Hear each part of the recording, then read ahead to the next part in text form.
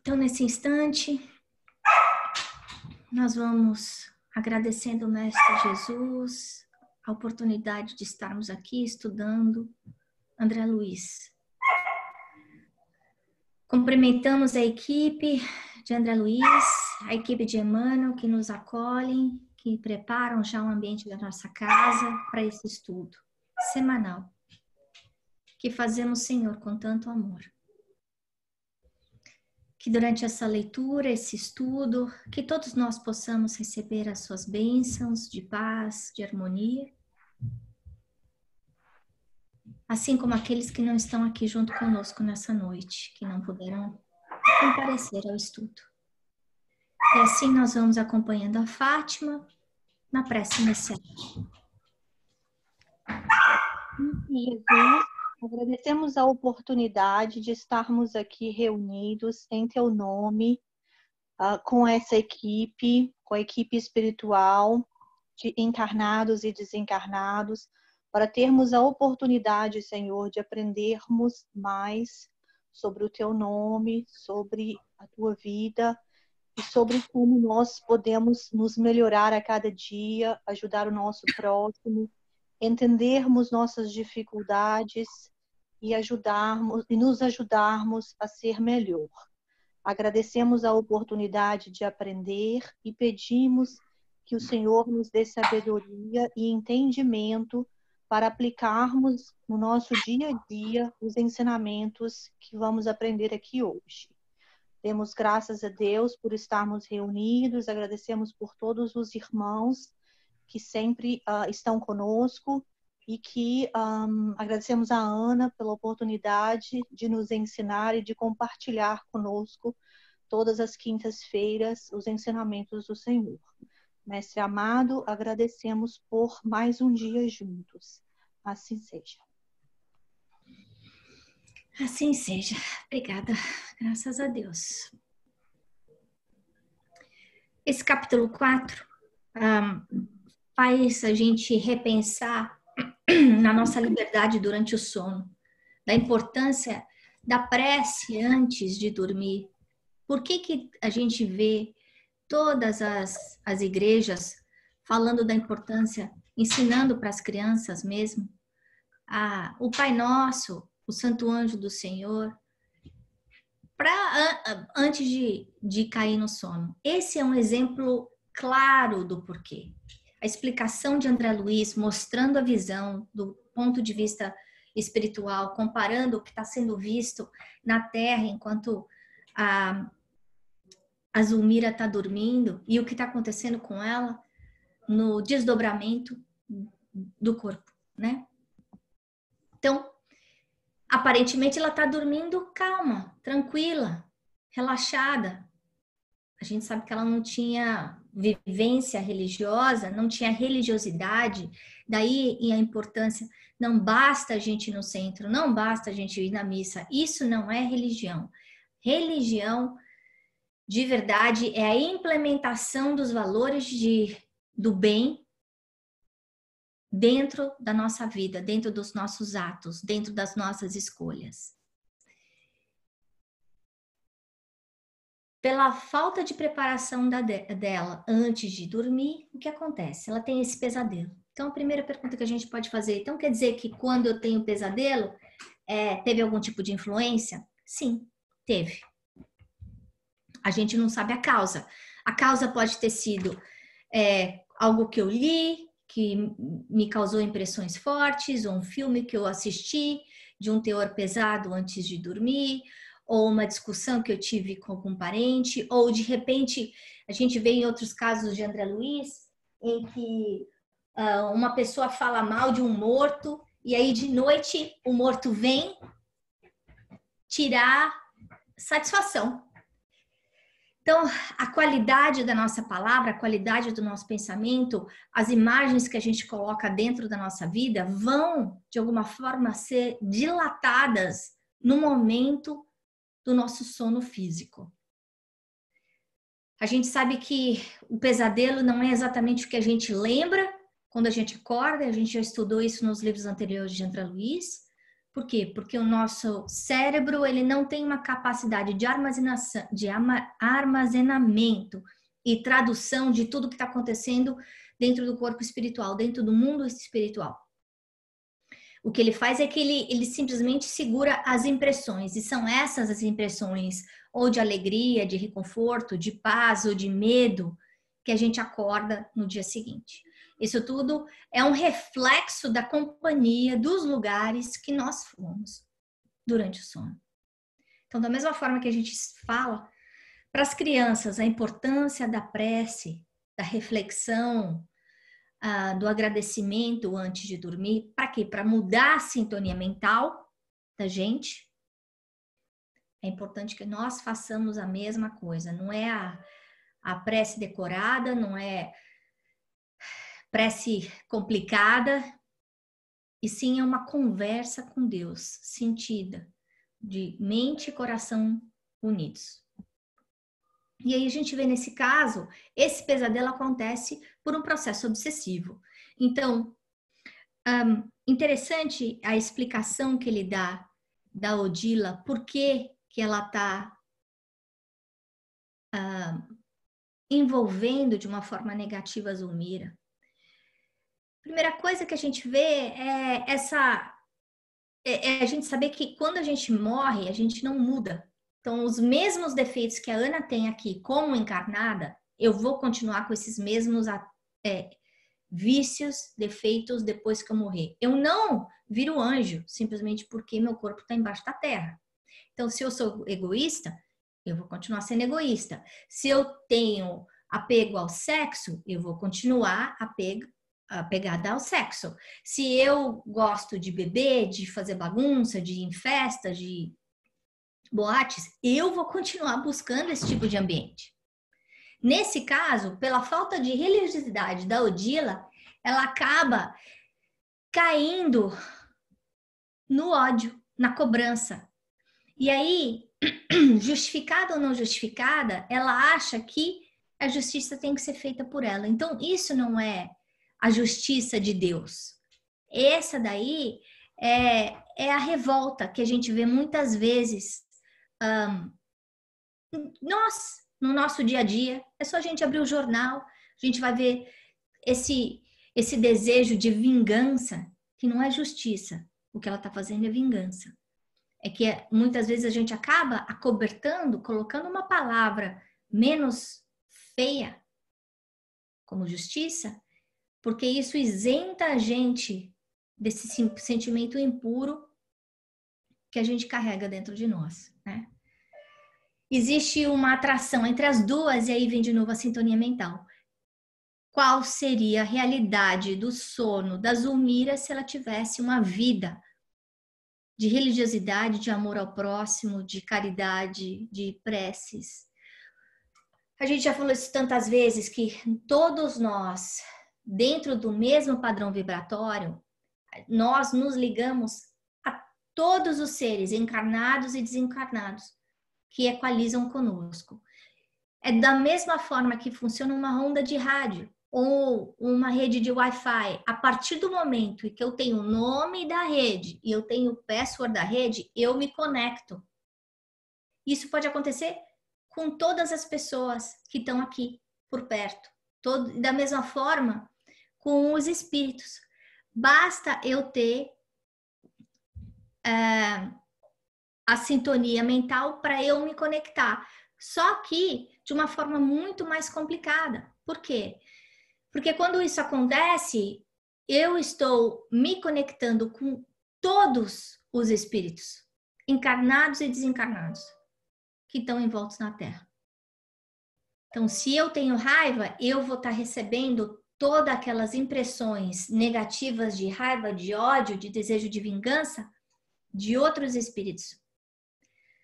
Se eu estou em depressão, eu vou estar na sintonia de depressão, eu vou receber todo aquele magnetismo negativo de tristeza de todos os encarnados e desencarnados. Daí a importância do orar e vigiar, explicado por Jesus. A partir do momento em que eu mudo o meu padrão vibratório, eu não sou mais atingida por aqueles elementos que antes eu convidava para compartilhar a minha vida. Então, se eu quiser sair de um processo obsessivo, a primeira coisa que eu tenho que fazer é o quê? É mudar o meu padrão vibratório. É mudar a qualidade da minha vida. É mudar as minhas companhias, é mudar a forma como eu enxergo o mundo, é vigiar o meu pensamento para trocar os pensamentos de tristeza, de dor, de revolta, por ter pensamentos de otimismo, de esperança, de vontade, de paciência, de amor. É eu viver a caridade, porque toda vez que eu faço bem, eu me manto com aquele bem. E é como se eu tomasse um banho de luz que vai me separar daqueles outros espíritos que estão querendo me atingir. Nesse caso, a gente viu no capítulo anterior que a Odila estava esperando, ela estava lá, quietinha, dando uma chance para a Zulmira cair. Da mesma forma, isso acontece com a gente, porque, como nós já comentamos em aulas passadas, quem tem poucos obsessores tem 7. Então, quantos companheiros a gente não traz junto conosco num estudo como esse? Então, da mesma forma que a gente pode estar sendo ajudada, talvez a gente esteja ajudando esses também, que estão junto com a gente. A intenção deles acompanharem a gente provavelmente não é a melhor do mundo. Por quê? Porque nós ferimos, nós magoamos, nós, de alguma forma, rompemos com a lei de amor em relação a eles no passado. Por isso, eles vêm cobrar agora. Mas a partir do momento que eu estou tentando melhorar, a minha subida vai ajudar a subida deles também. Né? E a gente vai ver isso nos próximos capítulos de uma forma invertida, em que, pela ajuda e despertamento do obsessor, tudo muda dentro da casa. Né? E aí ele fala, onde é que foi a brecha? A brecha foi no sentimento de culpa. Então, eu lembro do meu pai falando que a coisa mais importante em qualquer decisão que a gente tomasse é, se eu colocar a cabeça no travesseiro de noite, eu vou estar em paz? Eu consigo dormir? Essa pergunta é muito importante. E ela está muito alinhada, apesar do meu pai não ter sido uma pessoa religiosa, alinhado com o ensinamento que a gente está ouvindo de André Luiz. Por quê? Porque se eu estou em paz de consciência, se eu sei que eu fiz o melhor, o que era possível, naturalmente eu tenho uma defesa invisível contra as trevas. Por quê? Porque o cobrador vem atrás do culpado, mas se o culpado não sente a culpa. Lembrando que muitas vezes esse cobrador vem atrás do culpado por uma coisa que aconteceu numa vida anterior. Nesse caso, nós sabemos que todos os dias nós reescrevemos a nossa história. Nós criamos um cenário novo, nós plantamos o nosso futuro. Então, a partir do momento em que eu talho esse meu pensamento com paz de consciência, na certeza do dever cumprido, eu me coloco protegida dos ataques exteriores. E a gente vê isso em outros livros de André Luiz, inclusive em relação aos filhos, que muitas vezes os pais, pela vivência elevada, pelos valores morais, protegem o lar. Muitas vezes as crianças trazem uma bagagem espiritual complicadíssima, mas que durante a vida deles dentro da casa, por causa da mãe, por causa do pai, existe uma proteção. Não porque é mãe, porque é pai. Existe uma proteção por causa da qualidade vibratória da casa. A partir do momento em que o pai ou a mãe falece, ou aquele indivíduo muda, tem a sua própria vida, muitas vezes ele não consegue manter o mesmo padrão vibratório e aí recebe o ataque das trevas dos cobradores. Daí a importância, de novo, do nosso pai, no nosso papel como pais, de ensinar a criança os valores certos, de ensinar a criança a se proteger através da prece, né? Mostrando que a prece não é... A gente não faz prece só quando a gente quer alguma coisa, quando precisa, quando tá com dor, quando tá sofrendo. A prece é a nossa ligação, a nossa ponte de troca de energias magnéticas com a fonte maior de amor que existe no universo, que é Deus. Tem um livro de Emmanuel que chama Pensamento e Vida, que é um livro de capítulos muito curtinhos, a gente já estudou no Jazz, e foi um dos primeiros livros quando a gente implementou o trabalho da família. Esse livro é um dos meus prediletos. E faz a gente pensar. É um livro muito, muito atual. Nesse capítulo ele fala muitas coisas importantes que estão alinhadas com o conteúdo desse livro. Primeiro é que todos nós somos responsáveis pelas nossas ideias. E se a gente já está vendo que as nossas ideias são geradoras, criadoras de imagem, que elas têm vida, têm energia, então o que acontece do lado de fora é reflexo do que está dentro de mim. Se eu quero que uma coisa aconteça, eu tenho que pensar, meu desejo tem que ser focado naquilo que eu quero que aconteça, e não no meu medo daquilo que eu não quero que aconteça. Que é muito comum a gente fazer, eu não quero ir mal na prova, em vez de pensar, eu quero ir bem na prova.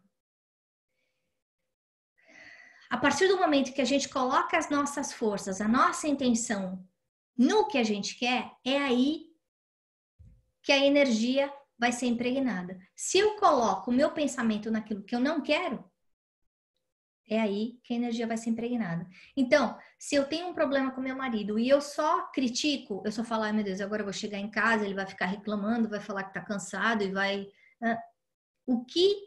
Em que área eu tô colocando a energia? Na boa ou na ruim? O que eu devia fazer, em vez de ficar pensando em todas as coisas erradas que podem acontecer?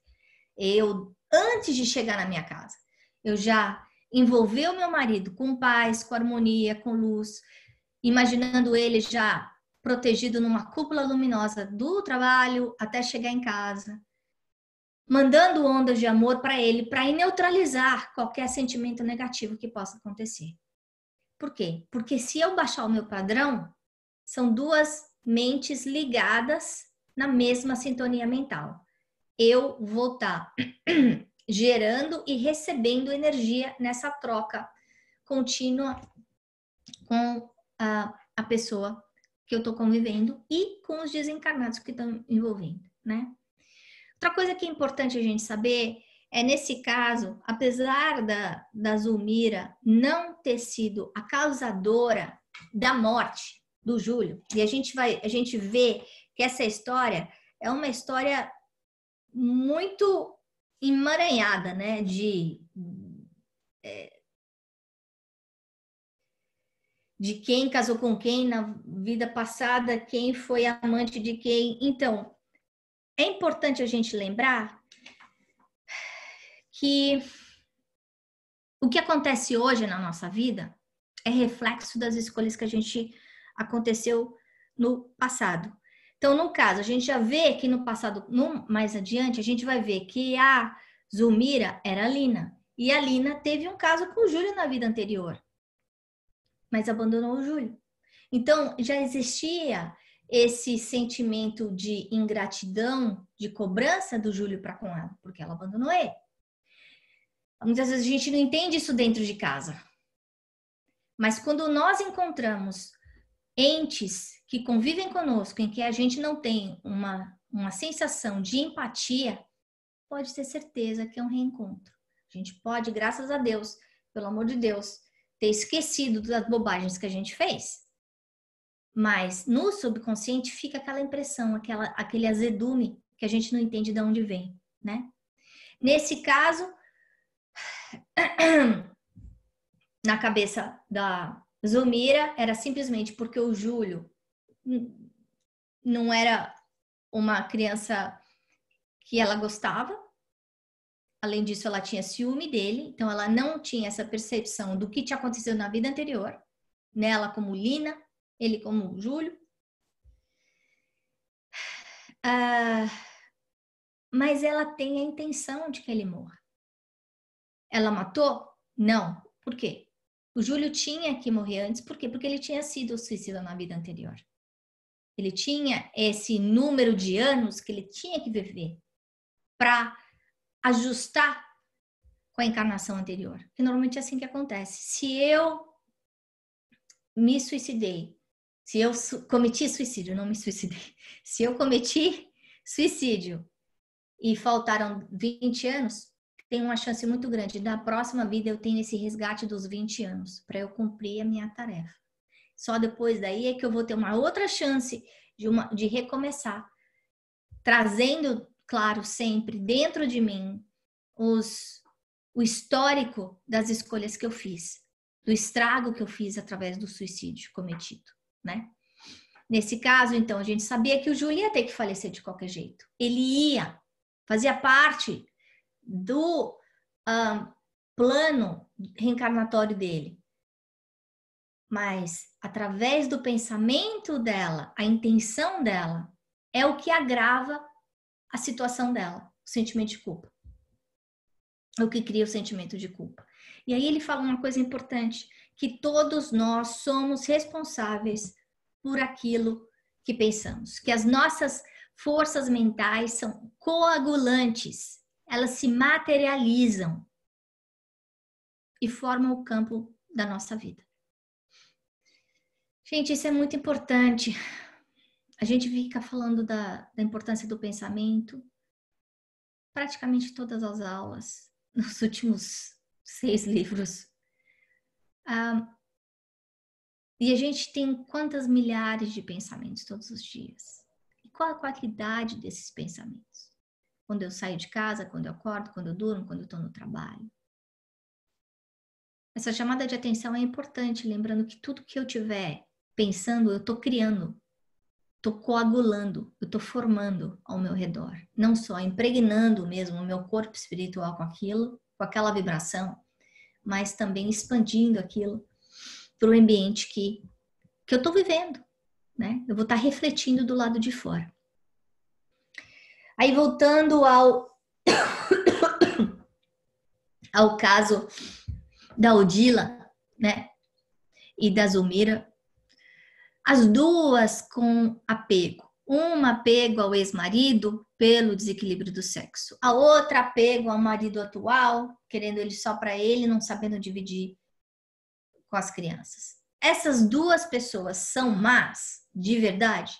Não, elas são ignorantes. O mal está dentro delas, mas o bem está adormecido.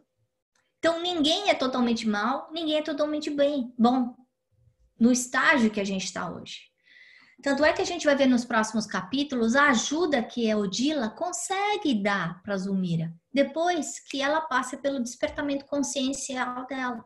A partir do momento que tira o mal,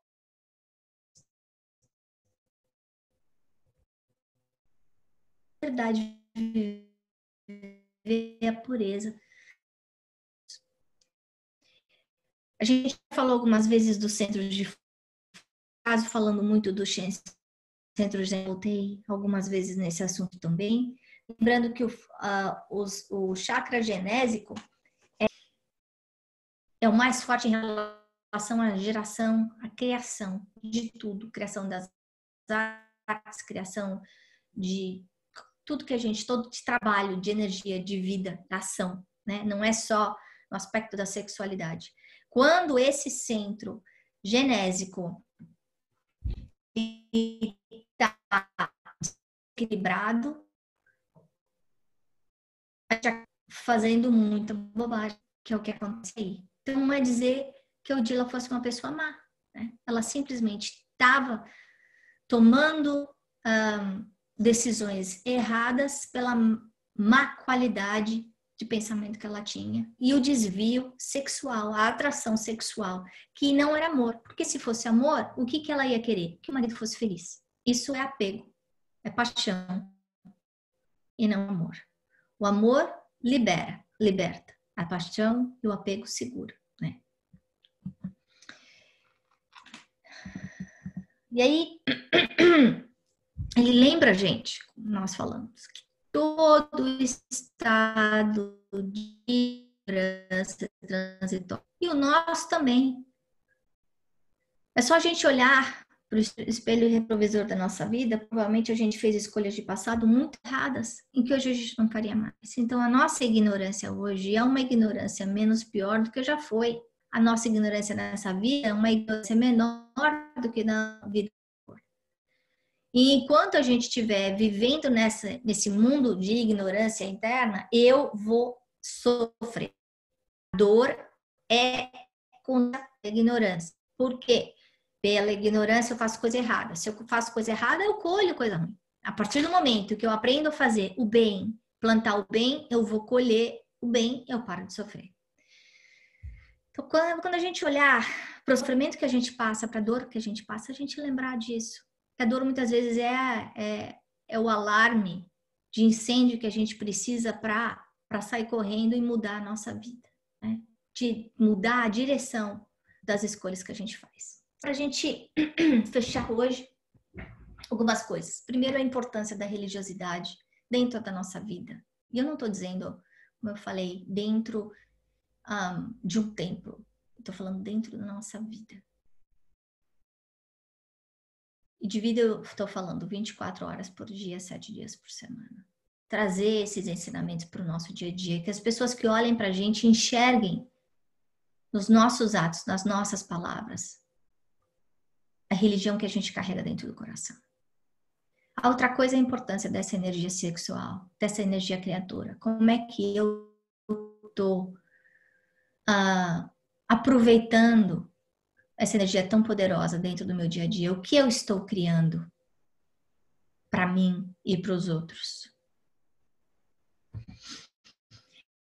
E a terceira coisa é em relação à realidade exterior. Então, se eu quiser mudar a minha vida, a primeira coisa que eu tenho que fazer, quando eu fizer isso, a minha realidade exterior vai mudar também. Bom, era isso que eu tinha para comentar essa semana. E agora vou abrir para as nossas perguntinhas, tirar todo mundo do mute. Tá todo mundo fora do mute.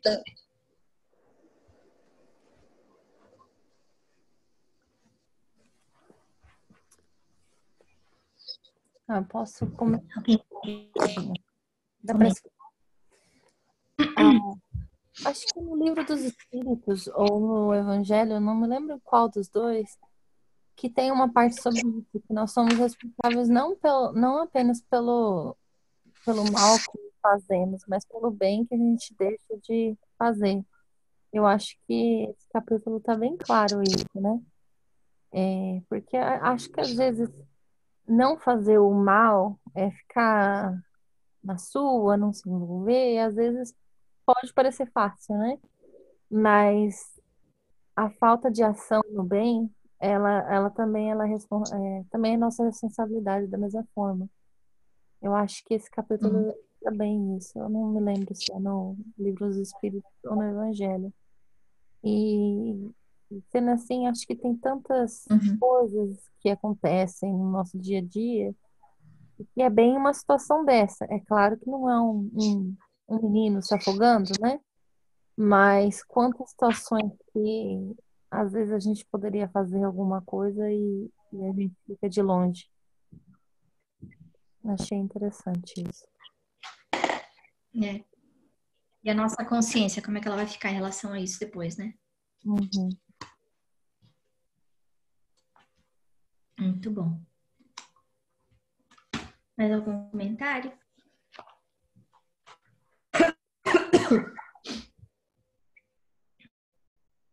Posso falar? Claro. Pode. Muito proveitosa, muito linda a nossa reflexão dessa noite. E para o meu coração, 5 itens foram fundamentais. Logo no começo, a Ana falou que a gente morre e continua com as qualidades e defeitos que tem. Então, certeza absoluta que a morte não santifica ninguém. Segundo item, se a morte não santifica ninguém, eu preciso estar muito atento ao preparo hoje. Meu preparo, o meu estofo moral, né? No dia a dia. Então, é a tal história de viver pensando, o que eu estou fazendo, o que eu estou falando, combina com o que Jesus ensinou, está impregnado de amor. Então, com essa vida consciente, a gente erra menos. Terceiro item, foi outro momento lindo em que a André Luiz se refere à possibilidade que nós temos de criar um cenário novo para a nossa vida. Realmente, a nossa felicidade futura ou infelicidade está nas nossas mãos. Nós, sem dúvida nenhuma, o nosso futuro, nossa qualidade de vida. E é responsabilidade nossa criar o bem, neutralizar o mal que a ignorância traz à tona na nossa vida e trabalhar para colocar o bem. E, por último, reforçou mais ainda aquilo que a gente já sabe, a importância de vigiar, que cada um de nós tem, de vigiar os seus sentimentos, os seus pensamentos e principalmente as nossas atitudes, né? Então, a gente fala amar, perdoar, tolerar, paciência, perdão, e, enfim, as lições de Jesus a gente sabe direitinho, a teoria, mas estar sempre atentos para que a nossa vivência seja coerente, né? Que Deus abençoe André Luiz cada vez mais. Amém.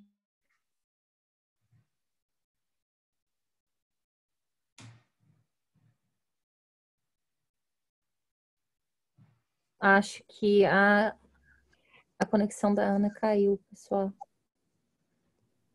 Aqui para mim também.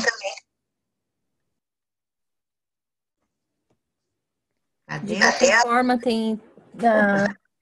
podemos continuar conversando até ela voltar, porque acho que ela... Ok, ela voltou.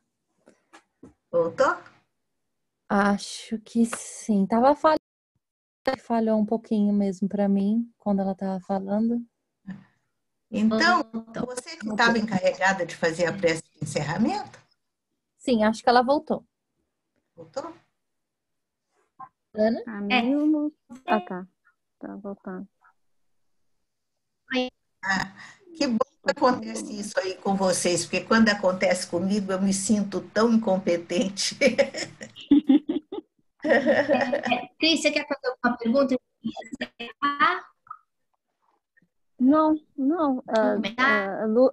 A Lúcia já comentou o que eu ia falar, que era mais sobre a capacidade que a gente tem de mudar a nossa vida quando a gente entende o poder mental, né? A gente pode transformar a nossa vida e a vida das pessoas ao redor de nós para o bem ou para o mal, né? Joana de Ângeles o tempo todo, né, fala sobre isso, que quando tem um acontecimento desagradável, se a gente fica falando, a gente nunca se livra dele, né? Então, mudar a frequência que a gente realmente muda, é um exercício diário, né? Sim.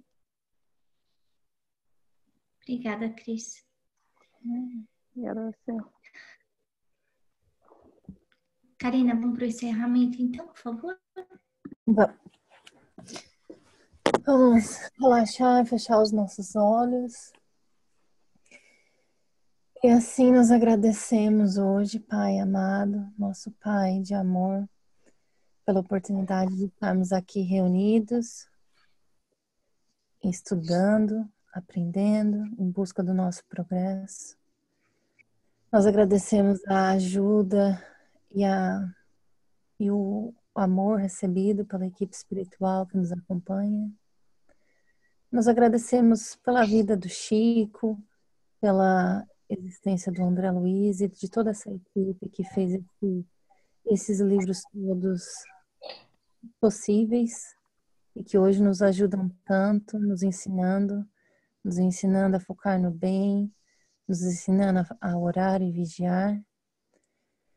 E agradecemos a energia de hoje, a energia desse dia, e pedimos para que essa energia, essa luz que o nosso guia Jesus nos mostrou e nos envia a todo momento esteja conosco durante essa semana, que possamos ter uma abençoada noite e nos comprometemos assim a nos ligar a energias superiores, energias puras, para que o sono de hoje seja abençoado e seja proveitoso, assim como esse nosso encontro. Esteja conosco, nossos mentores e a energia de Jesus, assim seja. Graças a Deus. Obrigada, Ana. Obrigada a todo mundo. Boa noite.